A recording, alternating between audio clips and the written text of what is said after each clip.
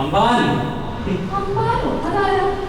ഇവനെ ചിത്രകൂട്ട ഇടയ്ക്കിടയ്ക്ക് വിളിക്കാൻ പറ്റില്ല. അതുകൊണ്ട് ഞാൻ അമ്പാനാക്കി. അതാണല്ലോ ഇപ്പോഴത്തെ ട്രെൻഡ്. അമ്പാൻ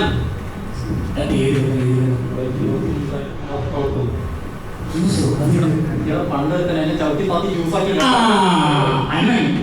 മാറി. പണ്ട് കേരളം ഭരിച്ചിരുന്ന കാലം തപസ് ചെയ്യാൻ സ്ഥലം ചോദിച്ചൊരു പയ്യനാണ്. ആ പയ്യൻ അങ്ങനെ തലയിൽ ചവിട്ടി ജ്യൂസാക്കി പലർത്തേക്കും. അവിടെ ചെന്നാണ് ഭയങ്കര വർക്കൗട്ടും ടൈപ്പിംഗ് ആയിട്ടാണ്. അങ്ങനെയാണ് ഈ സ്ഥലമായത്.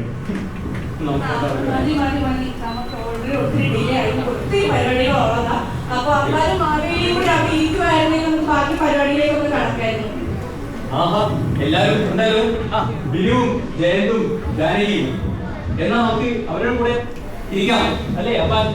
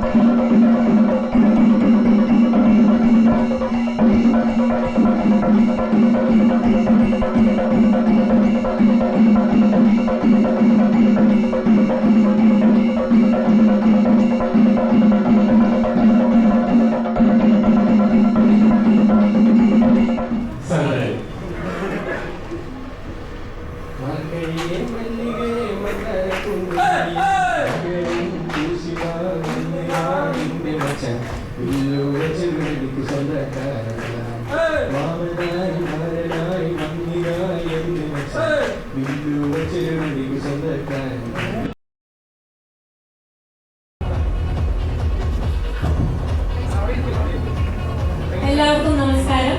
ആദ്യം തന്നെ എല്ലാവർക്കും ഐശ്വര്യത്തിന്റെയും സമൃദ്ധിയുടെയും പൊന്നോണാശംസകൾ നേരുന്നു. എന്റെ പേര് ജോവാന ബിജു. മലയോര പ്രദേശമായ ഇടുക്കി ജില്ലയിലാണ് എന്റെ സ്വദേശം. കഴിഞ്ഞ 2 വർഷമായി ഈ ആശ്രയ കുടുംബത്തിൽ അംഗമാണ് ഞാനും. ഇന്ന് ഈ വേദിയിൽ നിൽക്കുമ്പോൾ ഒരുപാട് സന്തോഷമുണ്ട്. കാരണം പണ്ടൊക്കെ മലയാളി വന്ന പോലുള്ള വേദികൾ കാണുമ്പോൾ ഒരുപാട് ആസ്വദിച്ചിട്ടുണ്ടെങ്കിലും എനിക്കിതൊക്കെ ചെയ്യാൻ സാധിക്കുമെന്ന് വിചാരിച്ചിരുന്നില്ല.